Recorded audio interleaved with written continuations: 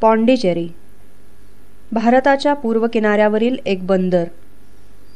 योगी श्री अरविंद आणि मदर यांच्या वास्तव्याने जगाचे आशास्थान बनून राहिलेले ठिकाण. संपूर्ण विश्वात प्रथमच मानवाची अतिमानसापर्यंत जी वाटचाल झाली त्याची पहिली पदचिन्ह उमटली ती याच भूमीत. पॉंडिचेरी आपल्याला साद घालते आणि कधीतरी मग अनावर ओढीने आपण वाट चालू लागतो ती पॉंडिचेरीच्या दिशेने.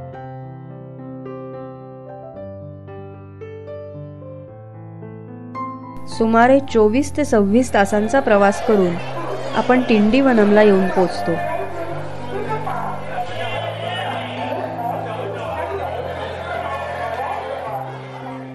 तिथून पुढे तासाभराच्या अंतरावर पॉंडिचेरी आहे.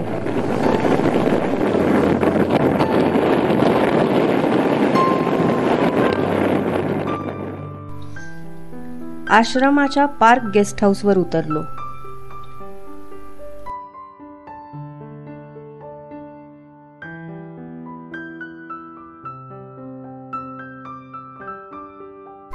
इथला समुद्र किनाऱ्यालगत असलेला लांबच लांब पसरलेला शांत रस्ता आणि आजूबाजूला फ्रेंच वसाहतींची आठवण देणाऱ्या इमारती आपल्याला एका वेगळ्याच विश्वात घेऊन जातात.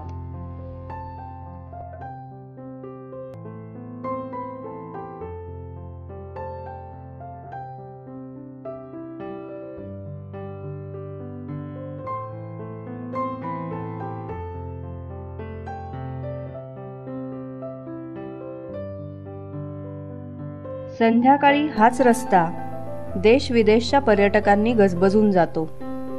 जणू इथे मायानगरीच अवतरलेली असते.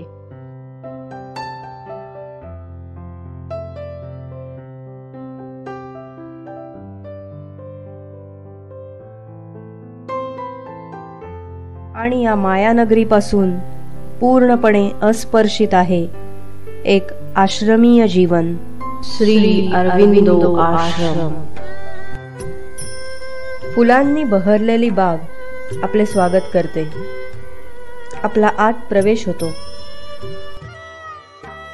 मौनात चाललेली कामं, येणारे दर्शनार्थी, ध्यानस्थ बसलेले साधक आणि सर्वदूर पसरलेली शांती आणि दिव्यता आपल्या मनाचा ताबा घेतात. योगी श्री अरविंद आणि त्यांच्या दिव्यत्वाच्या प्रवासातील त्यांच्या सहयोगिनी श्री मदर यांच्या वास्तव्याने पुनीत झालेला हा सारा परिसर. त्यांच्या समाधीसमोर साधक समर्पित होतो. आश्रमाच्या मागच्या बाजूस असलेली ही बाल्कनी. इथेच साधक सकाळी दाटीवाटीने येऊन प्रतीक्षा करत असत. कारण इथूनच मदर रोज साधकांना दर्शन देत असत. ध्यान, दर्शन, आशीर्वाद याने दिवसाची सुरुवात होते आणि साधक आपापल्या उद्योगात घडून जातात. श्री अरविंदांच्या योग पद्धतीला पूर्णयोग म्हटले जाते. कर्म, ज्ञान, भक्ती या तिन्हींचा समन्वय करून देह, प्राण आणि मन यांचा सुमेळ घालत अतिमानसाच्या दिशेने वाटचाल ही आहे इथली जीवन पद्धती. इथल्या या जीवनाची काही झलक आपल्याला पाहायला मिळते ती इथल्या काही डिपार्टमेंट्सच्या रूपाने. आश्रमाच्या ऑटो केअर सेंटर पासून ही टूर सुरू होते.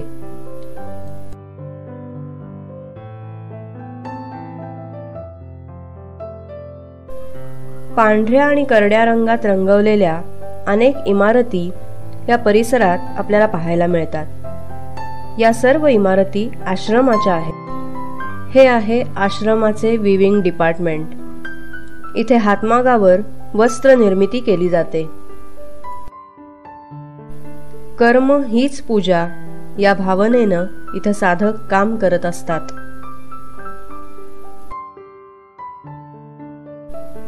हे आहे आश्रमाचे एम्ब्रॉयडरी डिपार्टमेंट. हे आश्रमाचे वर्कशॉप आणि शोरूम. हा आहे मार्बलिंग ग्रुप. इथे वस्त्रांवर विविध मार्बल टाईप डिझाईन्स तयार करून मिळतात. कॉटेज नॅचरल, आश्रमाच्या लघु उद्योगांद्वारे तयार झालेल्या वस्तूंची विक्री इथे केली जाते. ऑरोशिखा हा उदबत्त्या तयार करण्याचा कारखाना आहे. हे आहे परफ्युमरी डिपार्टमेंट. इथं विविध प्रकारची अत्तरं आणि स्प्रे यांची विक्री होते. आपल्याला आश्चर्य वाटेल, पण आश्रमासाठी म्हणून इथे पोस्टाची एक स्वतंत्र शाखा आहे. काम करणं हा जसा साधनेचा भाग, त्याप्रमाणेच विविध कला याही ईश्वरत्वाकडे जाण्याचा मार्ग बनतो. कलाकारांनी काढलेल्या कलाकृतींचे प्रदर्शन द स्टुडिओ आणि एक्झिबिशन हाऊस इथं भरवलं जातं.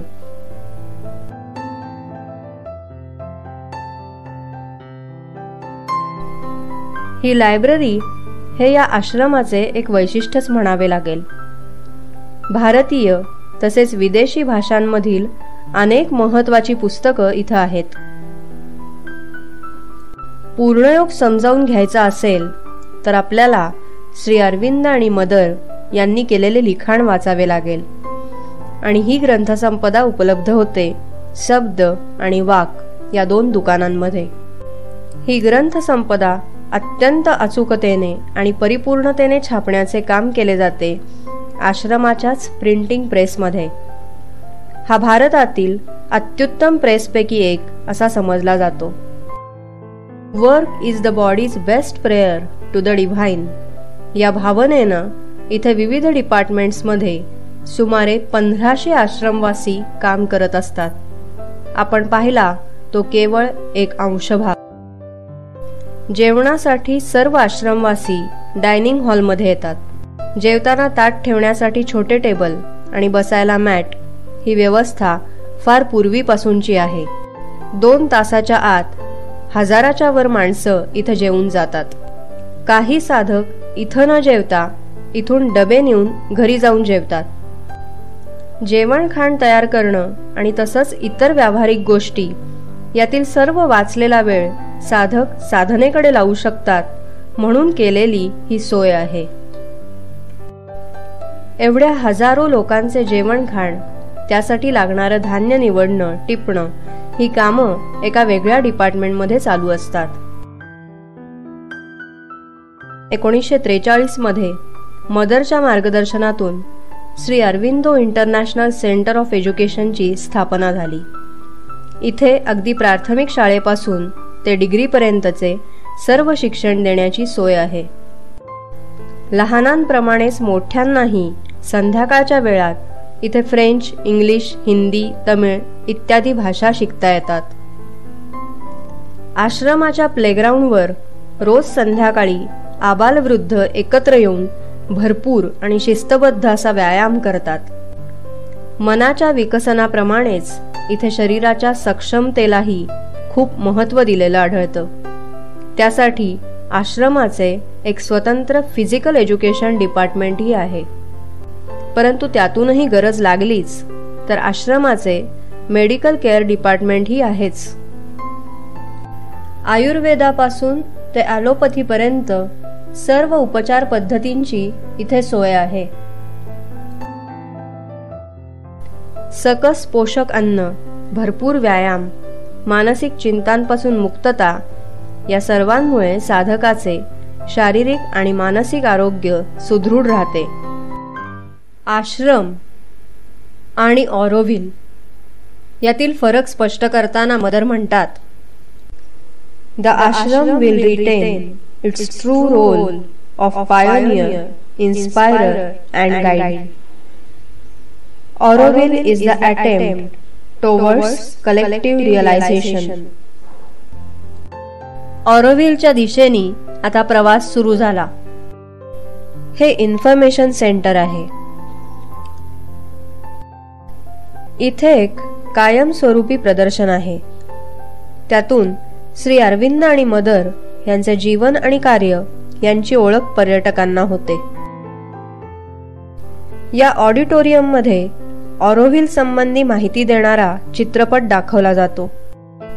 ऑरोव्हिलचा निर्मितीपासूनचा इतिहास या चित्रपटात आपल्याला पाहता येतो. ऑरोव्हिल नगरीची रचना दाखवणारी ही प्रतिकृती. ऑरोव्हिल आणि मातृमंदिर याविषयीचे औत्सुक्य मनात निर्माण होते आणि आपण मातृमंदिराच्या दिशेने वेगाने पावले टाकू लागतो. सुरुवातीलाच वाटेत एक वैशिष्ट्यपूर्ण झाड आपले लक्ष वेधून घेते. अनेक खांबांवर तोलून धरलेला मंडप असावा अशी या झाडाची स्वाभाविक रचना तयार झाली आहे. पर्यटकांना विसावा घेण्यासाठी हे एक छान ठिकाण आहे. दूरवर मातृमंदिर खुणावत असते. त्याच्यापासून काही अंतरावर अलीकडे आपल्याला ओपन एअर थिएटर दिसते. याच्या मध्यभागी कमळाच्या गाभ्याप्रमाणे एक रचना दिसते. ऑरोव्हिलच्या स्थापनेच्या वेळी इथे असंख्य देशांची माती एकत्रित करून ठेवण्यात आली होती. सोन्याच्या पाकळ्यांनी तयार केलेले हे मातृमंदिर आपले लक्ष वेधून घेते. मातृमंदिर ही आहे एक आधुनिक ध्यान गुंफा. इथे ध्यान करणे हा एक अविस्मरणीय अनुभव ठरतो. हे ऑरोव्हिलच्या केंद्रस्थानी आहे. त्याची अंतरंग रचना इथे प्रतिकृतीच्या रूपात आपल्याला पाहता येते. त्याच्या मध्यभागी आहे श्री अरविंदांच्या प्रतीकांवर तोलून धरण्यात आलेला एक गोल स्फटिक. मदर म्हणतात, Auroville has been created for a super humanity, for those who want to surmount their ego and renounce all desire, to prepare themselves for receiving the supermind. They alone are true Aurovilians. मातृमंदिराच्या स्मृती मनात रेंगाळत असतानाच आपण guest हाऊसवर परततो. Cottage guest house. इथेच आश्रमाचे information सेंटरही आहे. Railway station पासून काहीसे जवळ असे हे आहे न्यू गेस्ट हाऊस. आश्रमापासून जवळच आहे इंटरनॅशनल गेस्ट हाऊस. खोलीतूनच समुद्रदर्शन व्हावं असं वाटत असेल तर सी साईड गेस्ट हाऊसमध्ये राहता येईल. सुरुवातीला गेस्ट हाऊस म्हणून बांधण्यात आलेले पण नंतर साधक निवास बनलेले हे आहे गोळकोंड. याची रचना स्थापत्यशास्त्रदृष्ट्या वैशिष्ट्यपूर्ण आहे. भिंतींऐवजी इथे हे असे ॲस्बेस्टॉसचे उघडमीठ होणारे शीट बसवले आहेत. हे संपूर्ण शीट उघडले जातात आणि खोल्यांमध्ये भरपूर प्रकाश आणि हवा खेळती राहते. 1938च्या आसपास मदरच्या मार्गदर्शनातून हे बांधकाम करण्यात आले. ही अभिनव कल्पना पाहून त्यावेळच्या जगभरातल्या आर्किटेक्ट्सनी तोंडात बोटं घातली होती. पार्क गेस्ट हाऊस हे आश्रमाचे आणखी एक गेस्ट हाऊस. तुम्हाला जर निसर्ग सौंदर्याची आवड असेल तर पार्क गेस्ट हाऊस हा एक उत्तम पर्याय आहे. गेल्या गेल्याच समोर दिसते ते रिसेप्शन काउंटर. इथे रूम बुक करून आपण आत जातो. इथे प्रत्येक इमारतीला अशी वेगवेगळी नावं आहेत.